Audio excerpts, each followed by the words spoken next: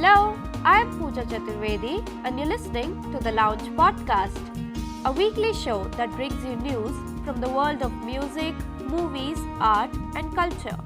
Today's show is about a sculpture exhibition that breathes life into everyday events. Titled Metal Breathes Life, the exhibition by sculptor B.S. Chauhan is an expression of his perception of everyday life. Yet the artist in him turns the earthy and the humdrum into something cosmic and beautiful.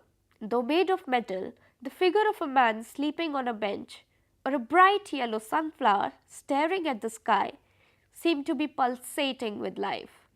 Just how does he do it? Let's find out from the artist himself. Hello Mr. Chauhan, welcome to the Lounge Podcast. Thank you. Okay, so tell us Mr. Chauhan, how do you breathe life into metal?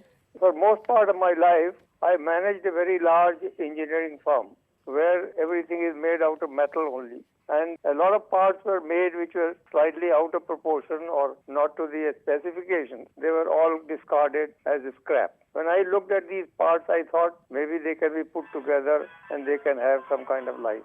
The idea comes and I try to execute it in a steel in the form of an art piece. For example, in the rural areas, it is known that the elephant goes its way, the dogs keep barking. So that is what I created in steel, an elephant and some dogs behind it, denoting that in case if you are going on the right path, you believe you are right, then you don't worry about the critics. Yes, you carry on the way what you are doing and not worry about the so-called dogs barking. Yeah, we definitely see a lot of these daily life events in your show. So tell me something, for a sculptor, how difficult is it to shape these events like we see happening all around us? It is very difficult and not easy for any person to do it. Because one is that you have to manage heavy steel, then you have to have a lot of equipment to cut, weld, bend and so on. And you need a lot of space and a lot of manual help to shift around, because my pieces, some of them are only 5 kilograms and they go up to 1 ton in weight. So to make them is difficult and to also maintain them and keep them is also difficult. It won't be easy for anyone to start doing anything in this kind of metal work, which I do. You have always worked with steel. Steel is your form of expression. Why is that? Because I found that one is that it is difficult to make, but almost permanent. It doesn't matter where it is kept or lying, in the open or in whatever area, it will last couple of 100 years. So what I feel that if I have taken so much pain to create them, they will last. It is not a painting that can get destroyed. So all the effort doesn't go waste. It will remain wherever it is going to be. It will remain there.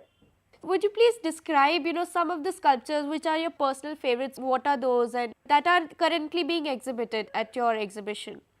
There is the person who is sleeping. Well, it is difficult to imagine what a person looks like sleeping. But I have named it, he is at peace. And the peace is, the fun of this is that this man is almost bare, but he has got a gold brick under his head. So I would describe that he is at peace because he is a gold brick, so he is not worried about his finances. So those kind of fun I create. But in the end, we all are worried about our finances. So, Mr. Chauhan, tell us about what do you think the future of sculpting in India? I don't think there is any future, because the rich people are interested to invest only where the names are involved. If Hussain was doing this kind of work, then it may have been popular. But otherwise, somebody like me or many people like me, if they are doing this work, I don't think it can become popular for the reason that people personally cannot store them and keep them. In fact, there is no awareness of art as such in India. Mr. Chauhan, we wish you all the best for your work and for future projects. Thank you. Thank you. The exhibition is on at the Hungarian Information and Cultural Centre in New Delhi till April 10th. And with this, it's time to bid goodbye until we meet next week. If you happen to visit the exhibition, do share your thoughts with us at feedback@livemint.com. Thanks for listening in and have a great weekend.